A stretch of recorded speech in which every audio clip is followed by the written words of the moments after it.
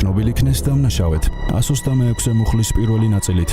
ცემა ან სხვაგვარი ძალადობა, რამაც დაზარალებულის ფიზიკური ტკივილი გამოიწვია. გათვალისწინებულ დანაშაულის ჩადენისთვის და სასჯელის სახით და ზომად განესაზღვროს ჯარიმა 7000 ლარის ოდენობით. თბილისის საქალაქო სასამართლოს სისხლის სამართლის კოლეგიის მოსამართლემ ლელა შკუბულიანმა განაჩენი გამოაცხადა.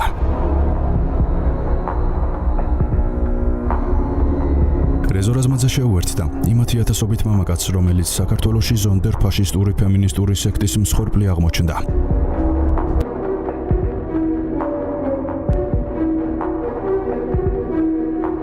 რეზო რაზმაძეს გამოძიებამ ბრალი წარუდგინა 2023 წლის 14 ივნის დილის საათებში თბილისში ნინუას ქუჩა ნომერის 3-ში მდებარე შპსრ ზონის შენობაში რეზო რაზმაძემ თანამშრომელს შეზღუდული შესაძლებლობების სტატუსის მქონე გვანცა ქველაძეს, რომელსაც ფიზიკური მდგომარეობისა და წარმოშობის ნიშნით შეუწყნარებლობის მოტივით ეპყრობოდა დისკრიმინაციულად.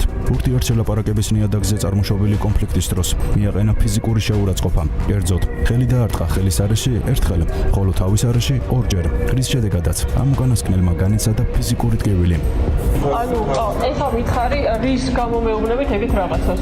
მილიონჯერ გითხარ, ნაგავსუნდოე. ანუ ეს არის სამშენებლო კი არა ჩემი სამსახურის შედეგად რაც რჩება. მე არ ვარ ან მართლა გადაგიგებთ აი თუ ეს რასაც მეუბნები თუ მართლა ეს არ ვანახო აი ნებისმიერ ადამიანს ვის მართლა შეუძლებელს დაიცვა. მათხოვარი ვინც არის მაგასაც გადახებ აი მართლა ვინ არის მათხოვარი და არ ვიმსახურებ ეგეთ რაღაცებს. რას ვაკეთებ ეხლა აქ იყო ყველა ადამიანი დაინახეს რა მითხრეს. ამ ხელს შვილის ტოლი ვარ. მე დამაგებელი არ ვარ და ჩემმოვალეობაში არ შედის რომ ეს ყველაფერი დავალაგო. აქ მუშაობ დილიდან 9 საათიდან მუშაობ 7-8 საათამდე. მე 8-დან დაღლილი აქედან რომ დაღლილი გავუდა დაღლილობით მე შპსრ ზონში საწარმოს დირექტორსა და იქ დასაქმებულ ქალბატონს შორის მომხდარი ინციდენტის შესახებ ინფორმაცია ქართულმა ტელევიზიებმა და საინფორმაციო საშუალებებმა უმალ აიტაცეს და უდანაშაულობის პრეზუმციის დარღვევით რეზო რაზმაძე ყოველგვარი გამოძიებისა და სასამართლო განხილვის გარეშე დამნაშავედ გამოაცხადეს. ფაქტთან დაკავშირებით შინაგან საქმეთა სამინისტრომ გამოძიება 126 მუხლით დაიწყო, რაც ძალადობას გულისხმობს. პირველების ინფორმაციით კი უწყების თანამშრომლებმა უკვე გამოკითხეს ის მამაკაცი, რომელიც სავარაუდოდ ძალადობაში მხილებული. ახალგაზრდა ქალი პირველებს უმძიმესი ამბის დეტალებს უყვება. ის ამბობს, რომ შპსრ ზონის დირექტორმა რეზო რაზმაძემ მას თავდაპირველად სიტყვიერი შეურაცხყოფა მიაყენა, ამის შემდეგ კი მასზე ფიზიკურად იძალა. პირველი დარტყმა მივიღე, როცა მან ტელეფონი რომელიც ხელში მეჭირა, რომ ამ ხელში ჩამარტყა, შემდეგ მე წავბარბაცდი ტელეფონი ხელში, ხელიდან გამივარდა, დავარდა იატაკზე და გადაღებაც შეწყდა და მე უკვე ვიგზენი როგორ ჩამარტყა თავში. და დავიცი იატაკზე. რამდენიმე საათის განმავლობაში გვანცა ქველაძე გამომძიებლების კითხვებს პასუხობდა. მომხდარზე აქტიურად მიმდინარეობს საგამოძიებო მოქმედებები, იკითხებიან სტამბის სხვა თანამშრომლებიც. ამ წუთებში შრომითი ინსპექციის თანამშრომლები იმყოფებიან სტამბა რეზონში, რომლის დირექტორიც სიტყვიერ და ფიზიკურ ძალადობაშია მხილებული. ძალადობის ამსახველ ვიდეოს მსხვერპლის მეგობარი აქვეყნებს Facebook-ზე, რომელიც ფორმულას უყვება, რომ უკვე ყოფილი თანამშრომელი რეზო რაზმაძის მხრიდან სისტემატურად იყო ფსიქოლოგიური ზეწოლის ქვეშ. მას დირექტორის სიტყვიერ შეურაცხყოფას აყენებდა და გარეგნობაზე მითითებით გამუდმებით ცდილობდა მის დამცირებას. და რა მოხდა სინამდვილეში სტამბა რეზონის ტერიტორიაზე? დილის საათებში, როდესაც მოვედი სამსახურში, ამ ადგილას იჯდა ქალბატონი გვანცა ქველაძე, რომელიც იყო ძალიან დანაგვიანებული, სადაც ეყარა საჭმლის ნარჩენები, ყველაფერი ანტისანიტარი იყო, რაღაც იყო საშინელი შესახედავი. როდესაც მივეცი შენიშვნა, მან მაგიდაზე დაალაგა 4 ბურცელი, ვითომ ამაზე ვაძლევდი შენიშვნას, ესე იგი მაგან მოამზადა სცენა, რაც უნდა გადაეღო.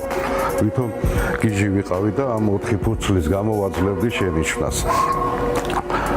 და დამიწყო გადაღება. ამ დროს ჩვენ სტამბაში იბეჭდებოდა თავდაცვის და უშიშროების ბარათები, რომლის გადაღება საშინლად არ შეიძლებოდა, ძალიან სერიოზულად ვიყავით გაფრთხილებული ამის თაობაზე. და საპირველი კიდე ერთი რა იყო, როდესაც მე წამოვედი, უნდა გავსულიყავი, ის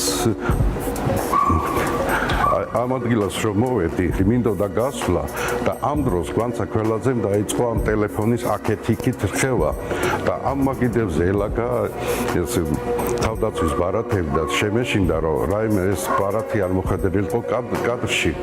თავიდან ვაპირებდი გასვლას, მაგრამ ის არ წამოვყვა რაღაცათო აქეთ. ის მაინდა-მაინც წავიდა აი მთელ შენობაში არის ერთადერთი კამერა.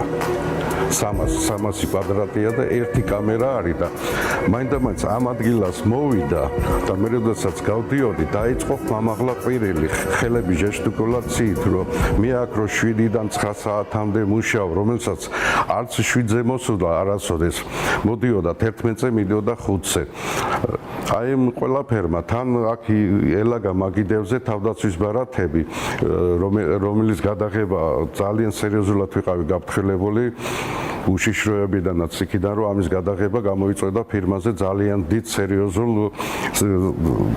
სადისციპლინო სასჯელს. მე ამისი უფრო შემეშინდა რომ ესენი არ მოხვედრილიყო გადაღებაში და ეს მაგისტვის ეს იყო გამზადებული შეკვეთილი სცენა, რომელიც იქ გაამზადა სცენა, დეკორაცია დადო, მაგრამ ის არ გადაიღო ის ქვეით, რაც შეიძლება ყოფილიყო, რაც ჩანდა საშინელება. ვითომ მე აი მარტო იმაზე ვედაებოდი და შემდეგ აი იმაში, როდესაც მოვიდა, მაინდა-მაინც ამ კამერის ხედვის არეში მოვიდა.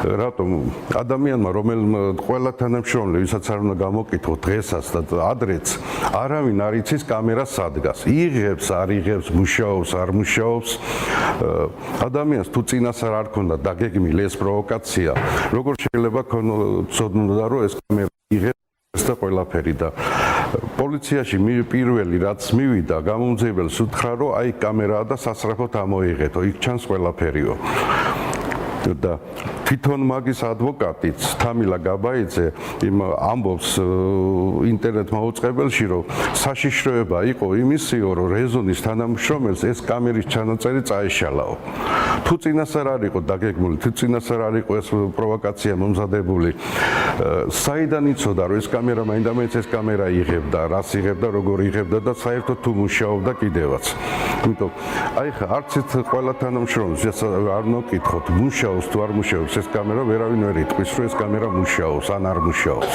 აი იქიდან წამოსული მე რო ვაპირებდი ადამიანი აღშფოთებული ხო შეიძლება წამოვყვეს აქ და კაბინეტში წამოვიდეს და ის მაინდა-მაინც აი ესე თუ გადათან იღებდა თან ყვიროდა და აი ესე შემოვიდა კამერაში. ის სპეციალურად შემოვიდა ამ კამერის არეალში რომ აქ მოექცია ეს ყველაფერი გადაღება და როდესაც ის უკან მიდიოდა ამ ადგილას იდგა პალეტი რომელსაც წამოკრა ფეხი და წაიქცა და შემდეგ მე გავედი და ეს წავიდა პოლიციაში და პოლიციაში წასვლის წინ მენეჯერს მიწერა ტექსტი რომ მე მივდივარ პოლიციაში მე მივდივარ სახალხო დამცველთან ამ ვიდეოს ყველა ტელევიზიას გადაუგზავნი. გონცა ქველაძე ერთადერთი თანამშრომელი იყო ვისთანაც რეზო რაზმაძეს დაპირისპირება მოუვიდა და ეს გამოწვეული იყო მის მიერ შინაგან წესის არაერთხელ დარღვევით კერძოდ სამუშაო სივრცის საკვები ნარჩენებით თანაგვიანებით ქველაძე რასაც ჭამდა ორნაში კი არ ყრიდა არამედ სამუშაო სივრცეში ტოვებდა რის გამოც მას არაერთხელ მიეცა შენიშვნა სისტემატიური შინაგან წესის დარღვევის გამო 2023 წლის 15 მარტს გვანცა ქველაძე სამსახურიდან გათავისუფლდა თუმცა მალევე დაბრუნდა თხოვნით რომ რეზო რაზმაძეს სამსახურში აღედგინა რაზმაძემ მოწყალება გამოიჩინა რადგან გვანცამ უთხრა რომ ბანკის ვალები ჰქონდა ფინანსურად უჭირდა და აღარ გაიმეორებდა იმ გვარქმედებებს რომლებიც ადრე ჰქონდა ჩადენილი კერძოდ კი შინაგან წესის დარღვევას ამ პირობით რაზმაძემ გვანცას სამსახურში დააბრუნა თუმცა როგორც ირკვევა გვანცა ქველაძეს სამსახურში დაბრუნების სურვილი კი არა შურისძიების მოტივი ამოძრავებდა რადგან რამდენიმე თვეში სტამბის დირექტორს სწორედ შურისძიების მიზნით მოუწყო პროვოკაცია გამოიყვანა მოთმინებიდან და დადგა სპექტაკლი თითქოს რეზო რაზმაძემ მასზე იძალა და 14 ივნისი იყო მუშაობის პროცესი იყო გვანცა ქველაძე იჯდა თავის მაგიდასთან ბატონი რეზო შემოვიდა და უთხრა გვანცა რატო ზიხარ ასეთ დანაგავებულ მაგიდასთან ხო შეიძლება შენი ადგილი შენი სივრცე მოისუფთაო და სუფთად იყო გვანცას არ მოეწონა ეს შენიშვნა ადგა ტელეფონი აიღო და უთხრა მე ახლა გადავიღებ და სადაც საჭიროა წავიღებ ამ გადაღებულს. ბატონმა რეზომ უთხრა გვანცა ტელეფონი გათიშე და გაჩერდი, არ შეიძლება მასე ნუაკეთებ. გვანცა ისევ გააგრძელა გადაღება. ბატონი რეზო ეცადა ტელეფონი გამოერთმია. ტელეფონი გამოთიშე უთხრა ბატონმა რეზომ, რადგან აქ იბეჭდებოდა ისეთი საიდუმლო მასალები, რომლის გადაღებაც არ შეიძლებოდა. მთელი თანამშრომლები აქ იყო, ყველას თან დასწრებით, გვანცამ გააგრძელა გადაღება. ეს იყო დიდი შეურაცხყოფა ბატონი რეზოსთვის. რეზომ უთხრა გაჩერდი გვანცა ნუიღებ, თან კამერას უყურებდა, კამერებია დამონტაჟებული აგერ და უყურებდა კამერას, რომ ეს ყველაფერი კამერაზე დაეფიქსირებია, გვანცას ჰქონდა გამიზნულად გაკეთებული ყველაფერი. რათა ბატონი რეზოსთვის შეურაცხყოფა მიეყენებია და მე მიზეზი მოედო, რაც გააკეთა, გაეკეთებია ეს და საჩივარი შეეტანა. გვანცამ ისევ გააგრძელა გადაღება, ამიტომ ბატონ რეზომ ტელეფონის გამორთმევა შეეცადა. ტელეფონი უნდა გამოერთმია, გვანცა უკან დაიწია. პალეტით იყო აქ ქაღალდები რაღაცა პალეტებზე დაწყობილი და გვანცამ ფეხი წამოკრა და წაიქცა. ადგა გვანცა და გაიქცა პოლიციაში, მეუახლავ, სადაც რასაც გავაკეთებო, გაჩვენებთ თქვენო და შეიტანა განცხადება საჩივრის, რომ ბატონმა რეზომ ხელი დამარტყავდა. სინამდვილეში აქ ხელით შეღება საერთოდ არ ყოფილა, არანაირი ხელით შეხება არ ყოფილა, უბრალოდ ტელეფონის გამორთმევა უნდოდა და წაიქცა გვანცა პალეტზე. სისუფთავე ჩვენ კომპანიას არ აკლია, ყოველთვის დასუფთავებული იყო აქაობა, ყოველთვის ვასუფთავებდით, მაგრამ ფიზიკურად არ მოხერხდებოდა გვანცა ქველაძეს დავდგომოდით თავზე და გვესუფთავებია და მარტო გვანცას მაგიდა გველა, რადგან არის დიდი კომპანია, არის დიდი ტერიტორია, რომელ ტერიტორიასაც ვალაგებდით, ვასუფთავებდით და ისე რომ გვანცასთან ვერ ვიდგებოდი მთელი დღე და ვერ დაუწყებდი დალაგებას.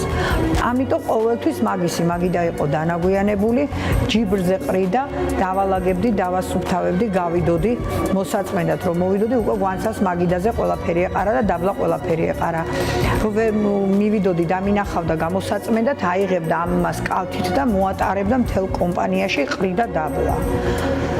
ისე რომ ჯიბრით აკეთებდა სულ ყველაფერს და რატო აკეთებდა არ ვიცი. მე მგონი ყველაფერი მართლა გამიზნული იყო და ყველაფერი დადგმული სცენა იყო, ყველაფერი უნდა და დირექტორის წინააღმდეგ მოეწყო.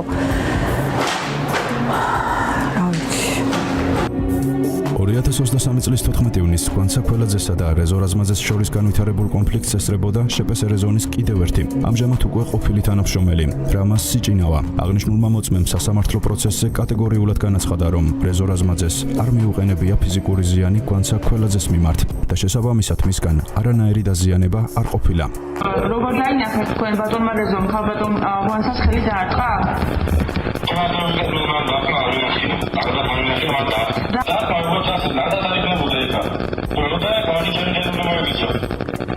Raumleitner?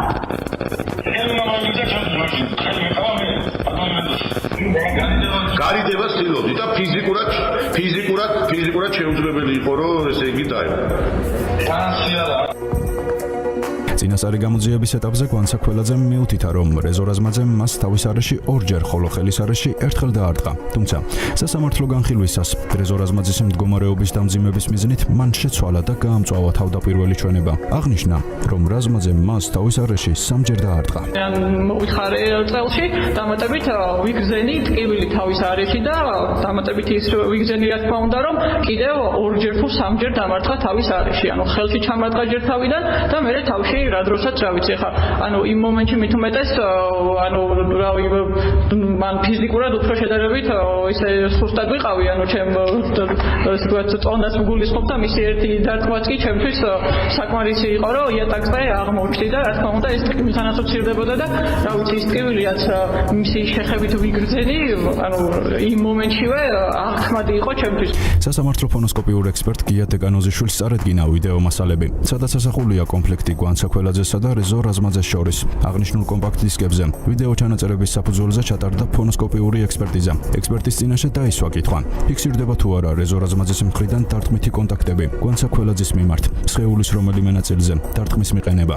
ფონოსკოპიური ექსპერტიზის შედეგად დადგინდა, რომ რეზო რაზმაძის მხრიდან გვანცა ქველაძის მიმართ სხეულის რომელიმე ნაწილზე დარტყმის მიყენება, დარტყმითი კონტაქტები არ ფიქსირდება.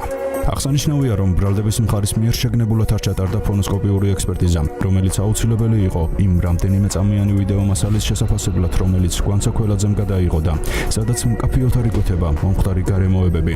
შედეგად მოხდა აუხსნელი და გაუთვალისწინებელი ფაქტი. პირი მიეცა პასუხისგებაში, მხოლოდ ერთი კონკრეტული რამდენიმე წამიანი ვიდეო ჩანაწერის საფუძველზე, რომლის მიმართ ექსპერტიზა არ ჩატარებულა.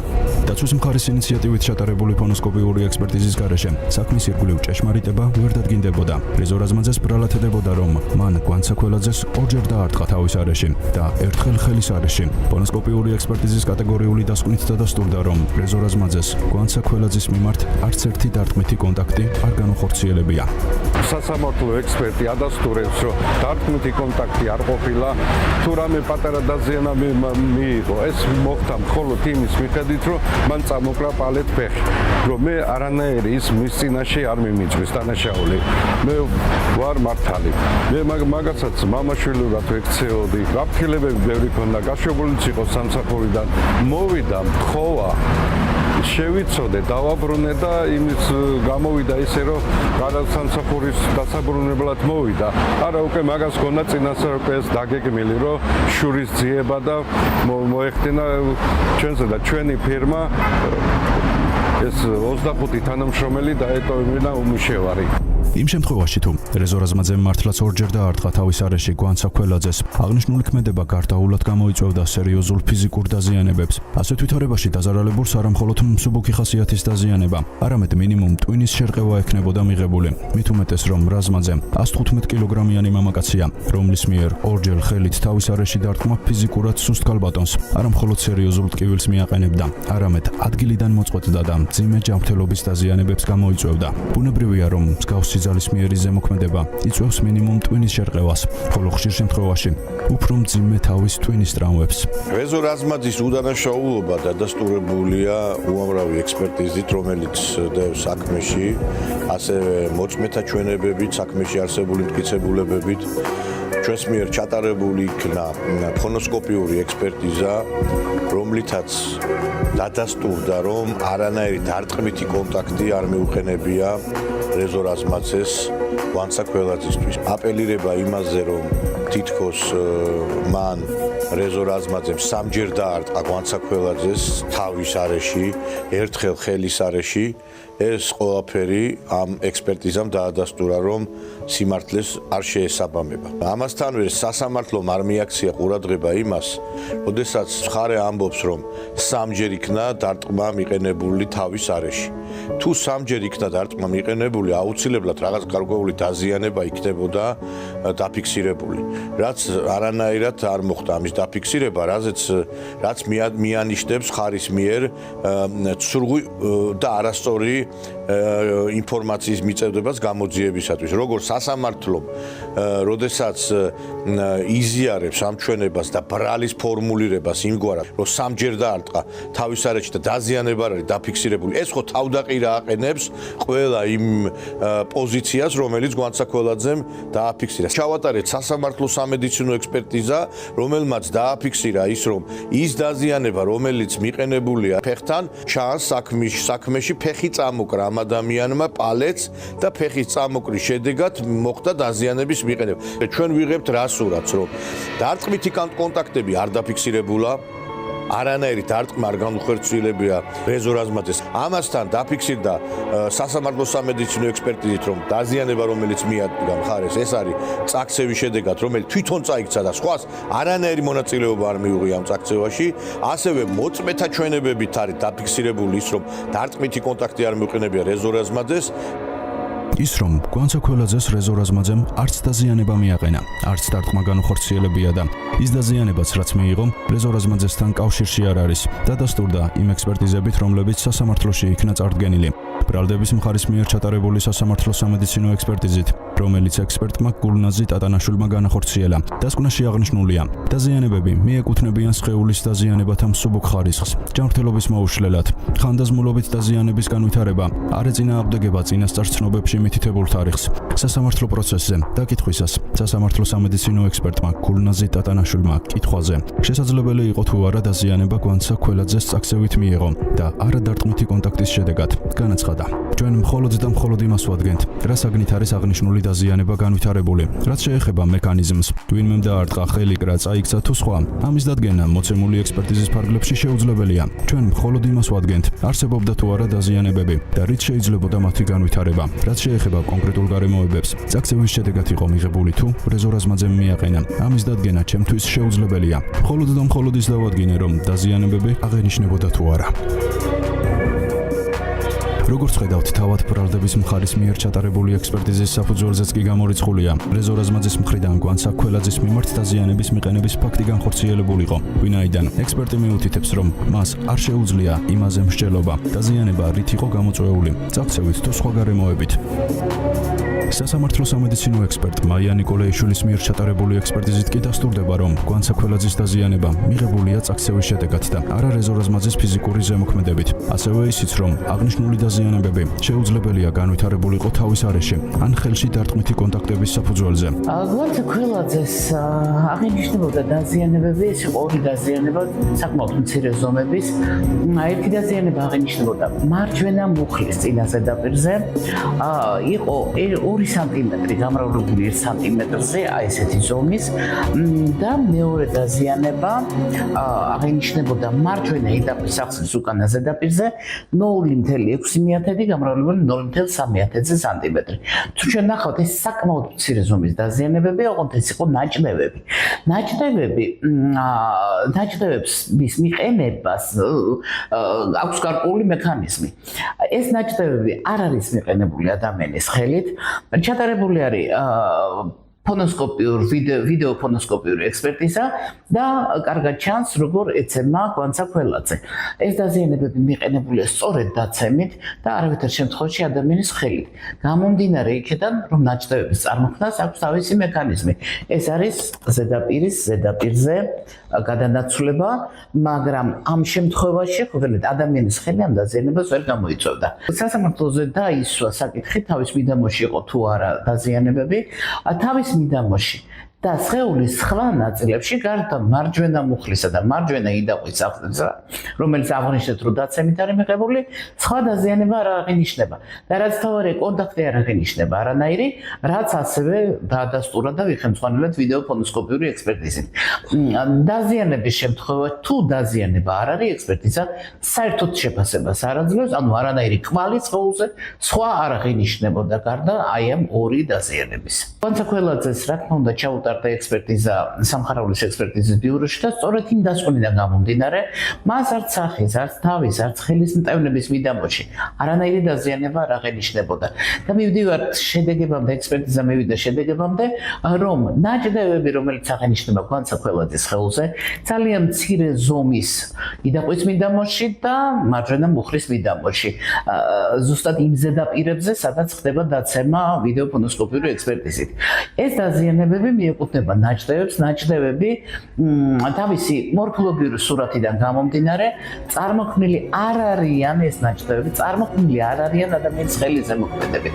არამედ წარმოქმნილი არიან ორი საგანთან კონტაქტის შედეგად და თუ იყენებთ ვიდეო ფონოსკოპიურ ექსპერტიზას, იქ პირდაპირ ჩანს, რომ და აღწერილია, რომ მოხდა დაცემა. დიახ, ეს დაზიანებები წარმოქმნილია დაცემით. ის ფაქტი, რომ კვანცა ქველაძის მიერ რეზო რაზმაძის მიმართ განხორციელდა პროვოკაცია, დადასტურებულია სასამართლო ფსიქიატრიული ექსპერტიზით, რომელიც თავად გამოძიების მიერ ჩატარდა და წარდგენილი იქნა სასამართლოში. სასამართლო ფსიქიატრიული ექსპერტიზის წინაშე დასმული იყო კითხვა, განიცადა თუ არა კვანცა ქველაძემ ფსიქოლოგიური ტანჯვა. ექსპერტ მარინა მათიაშვილის დასკვნის თანახმად, საექსპერტო კვლევის შედეგებით კვანცა ქველაძის ფსიქოემოციური მდგომარეობა არ ფასდება ფსიქოლოგიურ ტანჯვად. გარდა ამისა, ლევან სამხარაულის სახელობის ეროვნული ბიუროს ფსიქოლოგიური ექსპერტიზის დასკვნით დადგენილია, რომ კვანცა ქველაძე რთულად ეგუება ფორმალურ შეზღუდვებსა და აკრძალვებს. გააჩნია სოციალური და ადაპტაციური სირთულეები, მის ქცევებში ვლინდება გაღიზიანებადობა და იჭვნეულობა გარემომცველთა მიმართ გამოთქმულ შეფასებებთან დაკავშირებით. მის ქცევებში გამოიხატება სიჯიუტე, ტკივნეული თავმოყარეობა, ურთიერთობებში წონასწორობის დარღვევის ტენდენცია, ასევე თავისუფალი გადაწყვეტილებების მიღებისა და თვითდამკვიდრების გაძლიერებული მოთხოვნილება. ფსიქოლოგიური ექსპერტიზის დასკვნით კიდევ ერთხელ დასტურდება, რომ კვანცა ქველაძის ქცევებში აშკარად ვლინდება ყველა ის თვისება, რომელიც საფუძვლად დაედო მის მიერ რეზო რაზმაძესთან დაპირისპირებას. გვანცა ქველაძე იყო საკმაოდ კონფლიქტური ადამიანი. მე ზოგადად ვერ იდებოდი მასთან ურთიერთობას. მისი იმპულსური ხასიათიდან გამომდინარე, რამოდენიმეჯერ რომ მოგვიწია საქმესთან შეხება, ყოველთვის მისი რეაქცია იყო იმპულსური, ფეთქებადი, ამიტომ მისი ხასიათიდან გამომდინარე, მქონდა დაძაბული ურთიერთობებით ყველა თანამშრომლებთან და მე ვცდილობდი მასთან ურთიერთობა არ მქონოდა ახლო ურთიერთობა მისი ხასიათიდან გამომდინარე. გვანცა ყოველთვის გამოირჩეოდა ძალიან განსხვავებული და ესეთი ცოტა ინტრიგნული გამოსვლებით. გვანცა არ ყოფდა ყველანაირ შინაგან წესს, არანაირ წესს არ ემორჩილებოდა. ქონდა თავისი გრაფიკი, თავისი რეჟიმი, თავისი სტანდარტები, ესე ვთქვათ. არაერთი გაფრთხილების მიუხედავად მაინც აგრძელებდა, მივეცით, მიუტანე გამაფრთხილებელი ცნობა, რასაც ძალიან კატეგორიულად შეხვდა, ის გადადახია და საერთოდ არ განიხილა. მან დატოვა სამსახური ამ არაერთი გაფრთხილების მიუხედავად და შენიშვნის მიუხედავად, მაგრამ მე ისევ ბატონ რეზოსთან მოვიდა თხოვნით, რომ ძალიან ცუდ პირობებშია, ჭირდება ხელფასი, ანაზღაურება და ბატონმა რეზომ სამწუხაროდ დააბრუნა სამსახურში, რასაც მოყვა ძალიან ცუდი სკანდალი და რა ვიცი, ძალიან ცუდად აისახა ეს ყველაფერი რეზონზე.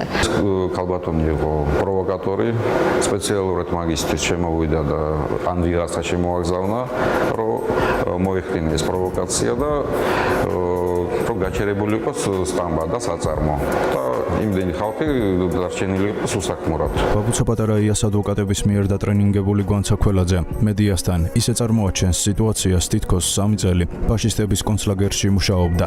ახლაც აი თვალებს რომ ხუჭავ წითელმაისურიან კაცს ხედავ, რომელიც ჩემკენ უნდა წამოვიდეს. იმთენად დიდი იყო ეს, სახლში მარტო ვერ რჩები, ხან ერთი მეგობარი რჩება ჩემთან, ხან მეორე მეგობარი და არ არის ეს ჩემთვის მარტივი. არ მგზნობ თავს უსაფრთხოდ, იცი როგორ მეშინია, დედას კეფცები, პირველი განსაკუთრებული, როცა ეს მოხდა, სახლში მარტო ვერ რჩებოდი. როცა არ მეგულებოდა ვინმე დასარჩენი, რომ ჩემთან დარჩენილიყო და მარტო არ ყოფილიყავი, სოფელში მივდიოდი ხოლმე ჩემთან, რომ იქ მშვიდად დამეძინა, რომ იმდენად შიში მქონდა. ქუჩაში წითელმაისურიან კაცს რომ ხედავდი, რაღაც პანიკები მეწყებოდა და შიში მეწყებოდა. ჩემს სიზმრებში დღემდე არის, ხან ჩემი სკოლის დირექტორი არის სიზმრში, ხან ჩემი ყოფილი სადაც კი რაიმე წარსულში გამიკეთებია, სადაც კი მყოფილ ვარ, ყველა სიტუაციაში მე სიზმრება ეს ადამიანი. გვანცა ქველაძე თავის ჩვენებებსა და გამოსვლებში ცდილობს ფაქტების არასწორი ინტერპრეტაცია მოახდინოს. ის აცხადებს, რომ 2023 წლის 14 ივნისის შემდგომ მას გაუჩნდა განცდა თითქოს უთვალთვალებენ. ეშინია წითელმაისურიანი ადამიანების დანახვის, რადგან იგი ასოცირდება რეზო რაზმაძესთან და ამ პერიოდიდან იგი თითქოს შიშისა და სტრესის ქვეშ ცხოვრობს. გაუგებარია, როგორ შეიძლება ადამიანს მხოლოდ რამდენიმე წამიანი უთანხმოების შედეგად განუვითარდეს მსგავსი განცდები. თითქოს რეზო რაზმაძე მას სისტემატიურად აყენებდა ფიზიკურ ან სიტყვიერ შეურაცხყოფას და მის მიმართ დისკრიმინაციულ ქმედებებს ახორციელებდა. სინამდვილეში ვითარება სრულიად საპირისპიროა და ამას ყველა მოწმე ადასტურებს. რეზო რაზმაძე გვანცა ქველაძესა და თვითოეულ თანამშრომელს როგორც საკუთარ შვილებს ისე ექცეოდა, ფინანსურად ეხმარებოდა და სხვადასხვა ღონისძიებებზე დაჰყავდა. მათ შორის აღნიშნულ ღონისძიებებში მონაწილეობას თავად გვანცა ქველაძეც არაერთხელ იღებდა. მე ვარ ნინო კაკიაშვილი, შპს რეზონის მთავარი ბუღალტერი.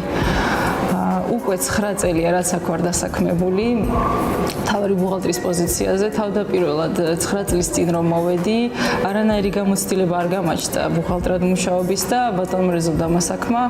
ძალიან შემიწყო ხელი, ერთად ავაწყეთ ბუღალტერია კომპანიის და დღემდე მიწყობს ხელს ყველანაირად. ძალიან მიყვარს ეს გარემო, ვგრძნობ თავს როგორც საკუთარ ოჯახში.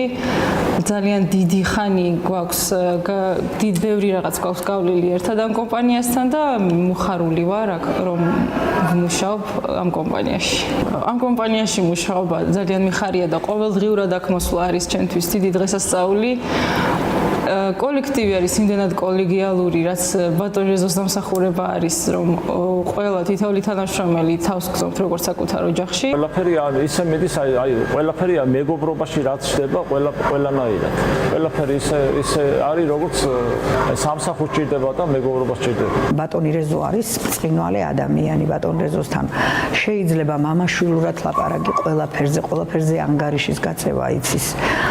თუ რამე გჭირდება, ყველაფერს აკეთებს ისე, როგორც ჩვენ გვინდა, ჩვენ პირობებთან შეთანხმებით და ხელის შეწყობით. რა ვიცი, არანაირად არ შეიძლება ამ პიროვნებაზე ზედმეტის თქმა. ძალიან კარგი ადამიანი არის.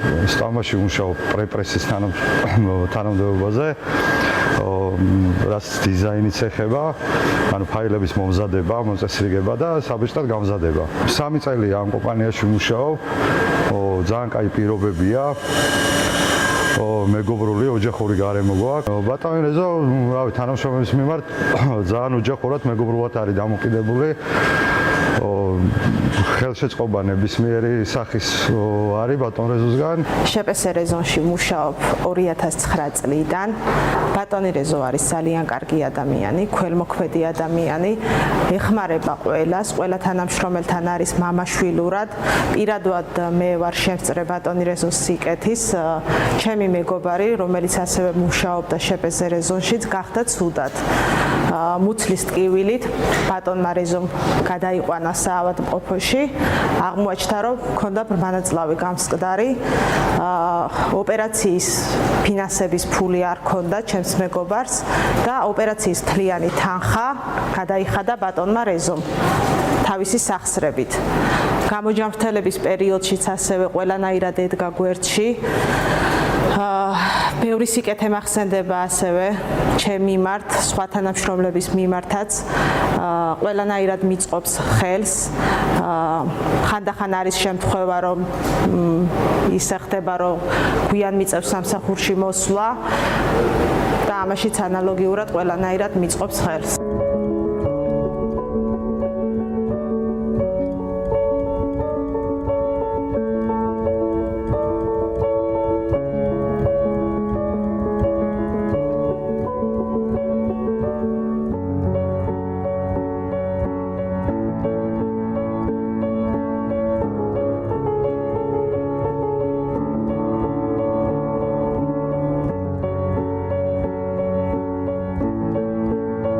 ღმერთის წინაშე მართალი ვარ. ვიცი რომ ღმერთის წინაშე ყოველივე კარგი მაქვს გაკეთებული. იგივე ჩემი თანამშრომლებისთვის.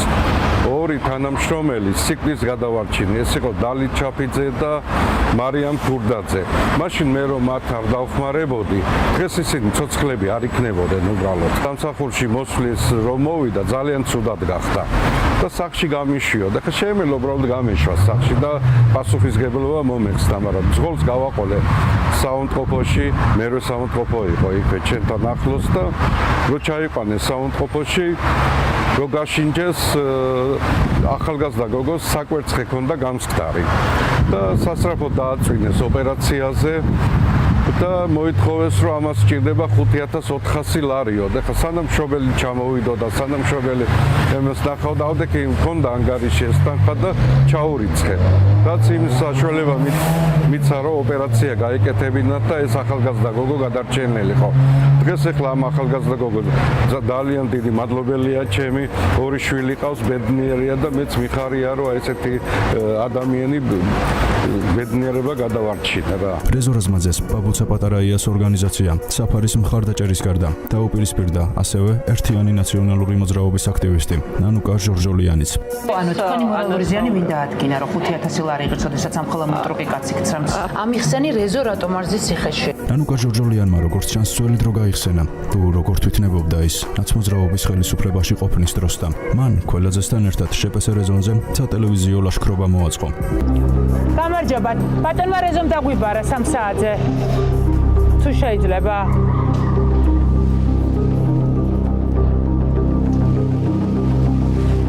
დარწმუნებული ხარ, რომ ძაღლი დაბულია, ხო?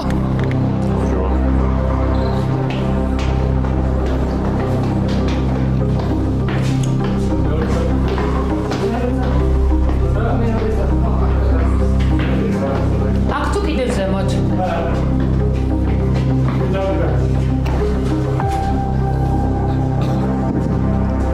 გამარჯობათ. როთან მოვიდა ქალბატონი გვანცა. უბრალოდ მოვიდა არასწორი სიტყვა ვაშუქებთან ამბავს და რის ხარჯზე ხდება ის რომ სისხლის სამართლის პროცესი არ დაწყებულა ჯერ საქმის განხილვა. მაგ საკითხს იმიტომ მინდოდა რომ ეს სისხლის ადვოკატიც ყოფილიყო და ის უფრო კარგად გაგისაუბრებათ ვიდრე მე ამ საკითხს. ხო, მაგრამ თქვენ როგორ გონიათ? ანუ რომ როგორ ხდება ისე, რომ აღბეჭდილია დანაშაული, დაფიქსირებულია, გადაღებულია და ხდება ისე, რომ ეგ არის სიმართლე რო გითხრათ, ეგ არის იქ მიჭრილი, მოჭრილი, ამოჭრილი, გადაჭრილი, ეს არის ყველაფერი. რაც ვიდეო ფირი არსებობს და სხვადასხვა ვიდეოს უყურებთ ჩვენ? არა, მე შემიძლია რომ გაჩვენოთ იმ ვიდეო, რომელზეც მე ვისაუბრებ. არა, ეს რეზონი, რომელიც 27 წლის განმავლობაში პოლიგრაფიულ ბაზარზე ერთ-ერთ სანიმუშო კომპანია თითლებოდა, არა მხოლოდ საქართველოში, არამედ მთელ კავკასიაში, უხილავი ძალის მიერ პროვოკატორის გამოყენებით მიზანმიმართულად ლაფში ამოსვარეს. შედეგად, წარმატებული და სტაბილური კომპანია ნაცმედიის მიერ ქალებზე მოძალადე ობიექტად იქცა. ჩვენი შეხვედრა რეზონთან, ბატონ რეზონთან და მის კომპანიასთან რეზონთან შედგა 2003 წელს, პირველი პროფესიული შეხვედრა, შეთანხმება. ეს იყო პირველი ხელშეკრულება გაფორმებული საქართველოს ალიზგონ კომპანიასთან, რომლის საშუალებითაც პირველად მოხდა ამ ოპერაციით, პირველად მოხდა საბჭოთა დანადგარის ჩამოტანა შპს რეზონისთვის და ისეთი წარმატებული აღმოჩნდა, რომ ფაქტიურად მაშინ ქარხანას ჩამოვიდა ჩვენი წარმომადგენელი, თვალებით არ იჯერებდა, იმიტომ რომ სარეკორდო მაჩვენებელი, სარეკორდო რაოდენობის ფურცელი დაბეჭდა ამ დანადგარმა 18 თვის განმავლობაში. და ეს ყველაფერი მაშინ აისახა Heidelberg News-ში, რომელიც იგზავნებოდა მსოფლიოს ყველა ქვეყანაში ეს ჟურნალი. მას შემდეგ კომპანია რეზონთან ჩვენ ძალიან მჭიდრო და საქმიანი ურთიერთობა გვაქვს კომპანია Heidelberg-ს და პირადად მე ძალიან მას შემდეგ მოხდა კომპანიის ეტაპობრივი განვითარება, თანამედროვე დანადგარების შეძენა, რომელსაც ახორციელებდა ბატონ რეზო, ანუ აკეთებდა რეინვესტიციას და ყველაფერს ახმარდა თავის კომპანიას, რომ შპს რეზონი ყოფილიყო ცნობადი კომპანია და დღესდღეობით ასეც არის, რომელიც მის საწარმოში, მათ საწარმოში სტამბაში იბეჭდება ერთ-ერთი ყველაზე გამორჩეულად კარგი და ძალიან მაღალი ხარისხის პროდუქცია.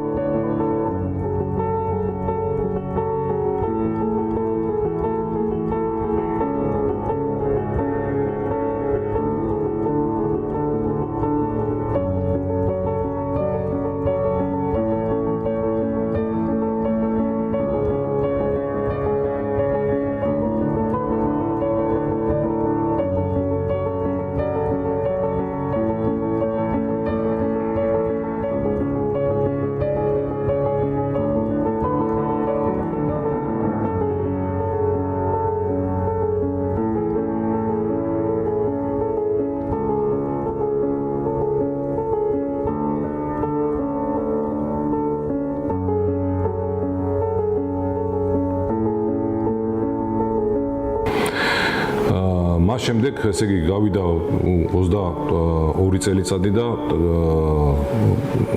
მხოლოდ შემიძლია გულწრფელად თქვა, რომ ბატონი რეზო არის ძალიან კარგი პიროვნება, რომელთანაც მხოლოდ სიამოვნებად მუშაობ მასთან, აი სიამოვნებით ვაკეთებთ ყველა საქმეს, რომელიც არ აცნეს და ესწრება ყველა გამოფენას და გამოფენაზე, ანუ სადაც წარმოდგენილი არის უახლესი ტექნოლოგიებით აღჭურვილი დანადგარები, ის ახდენს მე ამ დანადგარების ჩამოტანა საქართველოში და რომელიც მე უკვე ემსახურება ქართულ პოლიგრაფიას. ასევე მინდა აღვნიშნო, რომ Heidelberg-ი, ანუ გერმანული კომპანია Heidelberg და თვითონ კონცერნს აქვს თავისი ბაზა, სადაც მითითებული არის საიმედო კომპანიები, მათ შორის არის მოხდილი საქართველოსთან კომპანია რეზონი. თამამად შემიძლია ვთქვა, რომ ნებისმიერ სტამბაში, ნებისმიერ თქვა პოლიგრაფიულ კომპანიაში რომ იკითხოთ შპს რეზონის შესახებ, აბსოლუტურად ყველა ხოლოდ დადებითს გეტყვით, ხოლოდ კარგს გეტყვით, იმიტომ რომ მას აქვს ძალიან დადებითი და კარგი რეპუტაცია ქართულ პოლიგრაფიაში. გამარჯობათ, როგორ ძალდებით, როგორ გიგითხოთ? სალამი, ანა როგორ ახარ? როგორ გიგითხოთ? ბავშვები როგორ არიან? სალამი, გამარჯობათ. ერთ-ერთ ბრალდებად კვანცაკველაძე რეზო რაზმაძეს მიუთითებს, თითქოს იგი მას სოფლელად მოიხსენიებდა. არადა, თავად რეზო რაზმაძე სოფლელია. იმავე დროს უდედმამო ბავშვთა ინტერნატში აღიზარდა, სადაც დედამ უსახსრობის გამო მიაბარა. მისმა ცხოვრებამ მთლიანად გაჭირვებასა და შიმშილს შორის განვლო. დავიბადე 1958 წელს ქალაქ ჭიათურაში, სოფელ ეწერზე. მამა ადრე გარდამეცვალა, დედაჩემს ძალიან უჭირდა, ორი ძმანი ვიყავით ჩვენი გაზდა და მე მიმაბარეს თბილისის მუსიკალურ სკოლა ინტერნეტში. სადაც 9 წელი ვისწავლე. ბევრჯერ ყოფილა რომ მშიერს დამიძინია, ბევრჯერ ყოფილა რომ მშიერი ყოფილვარ. გაჭირება გამოცდილი მაქვს ჩემ თავზე და როდესაც სკოლა დავამთავრე და ეს ფირმა შევქმენი, ყოველთვის ვცდილობდი რომ ადამიანებს დავხმარებოდი და თუ ვინმე რომელიმე ადამიანს უჭირს, ყოველთვის მინდა რომ დავეხმარო. თბილისის საქალაქო სასამართლოს მოსამართლე ლელაშ კუბულიანის მიერ გამოტანილი განაჩენი არის უკანონო, დაუსაბუთებელი, წინააღმდეგობრივი გამოკვლეულ მტკიცებულებებთან და ეფუძნება ეჭვებს, ვარაუდებს. რის გამოც იგი უნდა გაუქმდეს და სააპელაციო სასამართლომ რეზო რაზმაძის მიმართ გამამართლებელი განაჩენი უნდა გამოიტანოს. ტარიყოს ორმაგი გარკვეული აქმის უნარის საშუალებას იძლევა ეს კადრები 20 წამიანი ვერ გაიგებ რა ხდება ექსპერტმა ეს თავისი კვლევით და თავისი რაღაც დიდი გამოცდილებით რომელიც გააჩნია ეს ყველაფერი ჩაატარა და დაადგინა მოსამართლე იძახ მე არ მინდა და არ გავიზიარებ ამას რატო არ გაიზიარებ მიკერძოებულია დასკვნა მაშინ თუ იძახი რომ არ გავიზიარებ ექსპერტულ დასკვნას უნდა არსებობდეს ალტერნატიული ექსპერტიზა უნდა არსებობდეს რა სხვა იმე მტკიცებულება რომელთაც შენ არ გაიზიარებ ანუ როდესაც მოსამართლე ვერ იძახის რომ ექსპერტი მიკერძოებულია რამე დარღვევი ჩატარდა ექსპერტიზა არ რაიმე სხვა რაღაცა არსებობს ექსპერტული დასკვნა რომელთაც შენ არ ითვალისწინებ ეს იგი გამოდის რომ მიკერძოებულად არის ჩატარებული ყველაფერი ეს განხილვაც და განაჩენის გამოტანაც ერთადერთი მას აქვს დაფიქსირებული განაჩენში რომ მე ექსპერტიზის დასკვნას არ ვითვალისწინებ ნეიტრალური მოწმეების დასკვნას და როგორ არის ნეიტრალური მოწმე როდესაც დაფიქსირებულია საქმეში არსებული მტკიცებულებებით რომ ეს ორი ადამიანი არის მეგობარი გვანცაკველაძის როდესაც ეს ფაქტი მოხდა დატოვეს სამსახური თან რას ნიშნავს ეს ნეიტრალური მოწმე როგორ დაადგინა რომ ნეიტრალურია რატო არის მაგალითად ნეიტრალური მოწმე ეს ორი მოწმე და რატო არ არის ის ორი მოწმე რომელიც ლაპარაკობს რომლებმაც თვითხილველი გახდნენ ყველაფრისა რომლებმაც დააფიქსირეს ის პოზიცია რომ გვანცაკველაძესთვის არავის დარტყმა არ მიუყენებია რატომ ორი მოწმე აქით არის ორი მოწმე იქით არის და შენ მოსამართლე იძახი რომ არა მე ამას ვეყნობ და თან არ ითვალისწინებ მოწმეები შეიძლება 1000 მოწმეც მოიყვანო მაგრამ ექსპერტულ დასკვნას არ იზიარებ და ეს ექსპერტულ დასკვნას არ იზიარებ და ექსპერტული დასკვნა მაღლა დგას ყოველგვარ მოწმეთა ჩვენებებზე იმიტომ რომ არავის არ უკითხია იქ პროცესზე მაგალითად არავის არ გამოუკვლევია გამოძიებაშიც და სასამართლოზე რამდენად ხედველობის უნარი როგორ ქონდათ მაგალითად იმ ორ მოწმეს რომელმაც დააფიქსირეს რომ ესე იგი დარტყმითი კონტაქტები მიაყენა არ ჩატარებულა საგამოძიებო ექსპერიმენტი მათი მეშვეობით იქნება მხარეს არ აქვს კარგი მხედველობა იმიტომ რომ ეს არც თუ ისე ახლოდან მოხდა ახლოს იყო ეს ყველაფერი ეს პროცესები როდესაც მოხდა ამიტომ მთელი რიგი მტკიცებულებები იქნა უგულებელ ყოფილი სასამართლოს მიერ სასამართლემ არ გაიზიარა სასამართლო სამედიცინო ექსპერტიზის დასკვნა ფონოსკოპიური ექსპერტიზის დასკვნა მოწმეთა ჩვენებები სასამართლოში არსებული საქმეში არსებული მტკიცებულებები და პლუს ფსიქოლოგიური ექსპერტიზის დასკვნა რომელშიც წერია რომ გვანცაკველაძე არის იმპულსური კონფლიქტური ვერ ეგუება გარკვეულ შენიშვნებს რაც საქმეშიც დაფიქსირდა იმიტომ რომ არც ერთი კონფლიქტი ამ ორგანიზაციაში ამ საწარმოში არ მომხდარა ერთადერთი კონფლიქტი მოხდა გვანცაკველაძესთან დაკავშირებით კომპანია რომელსაც 25 წელი ვაშენებდი მოინდომეს ერთი ხელის მოწვის მოსმით ერთ წამში განადგურება. პროვოკატორ გვანცაკველაძის ხელით. არ ვიცი ეს იყო შურისძიება თუ კონკურენტი კომპანიის დასახული მიზანმიმართული მოქმედება. მომიწვევს პროვოკაცია. თითქოს ჩემ კომპანიაში დასაქმებულ თანამშრომელზე გვანცაკველაძეზე ვიძალადე, მაგრამ არ მიძალადე, არც სიტყვიერი შეურაცხყოფა არ ყოფილა და არც ფიზიკური დაპირისპირება არ ყოფილა. აღარ ვიცი რა გავაკეთო. როცა ვერც ექსპერტიზები, ვერც სასამართლოში შენ სიმართლეს ვერ ადასტურებ. მე და ჩემი მრავალი კოლეგა ვფიქრობთ საქართველოსდან ჩვენი ბიზნეს კომპანიების უცხოეთში გადატანას. იქ სადაც დაუცველი ხარ, პროვოკაციის სფერბლი, არათუ მუშაობა, ცხოვრებაც არ არის. კანონი უნდა აღსრულდეს, თუნდაც სამყარო დაიქცეს. სწორედ ამ ძველ რომაულ მაქსიმზე იდგა იმდროინდელი მსოფლიოს უძლიერესი იმპერიის სიმტკიცე. მოგვიანებით კი ბრიტანელებმა შემოგთავაზეს უფრო ჰუმანური პრინციპი, რომლის თანახმადაც სახელმწიფო დგას არა სასჯელის სიმკაცრეზე, არამედ სამართლიანი სასჯელის გარდაულობაზე. ეს ნიშნავს, რომ ქვეყნის სტაბილურობის უმთავრესი გარანტია არის სამართლიანობის განცდა და კანონის გარდაუვალი აღსრულება. ჩემი მტერიც კი მეწოდება რა. ის რა თქმა უნდა ცოდვაა და შესაძლებელია, იმიტომ არ იცის რას აკეთებს და არ ესმის, რას ჩადის. სიმართლე გავს მზეს, რომელიც დიდხანს არ დაიმალება, ეს ყოველთვის გამოვა და გამოკაშკაშდება. იმედია, სამართალი იზეიმებს და რეზო რაზმაძე არ გახდება იმ 10,000-ობით მამაკაციდან კიდევ ერთი მათგანი, რომელიც დაუმსახურებლად გახდა მსხვერპლი, სუნდერული, ფსევდოფემინისტური დაჯგუფების.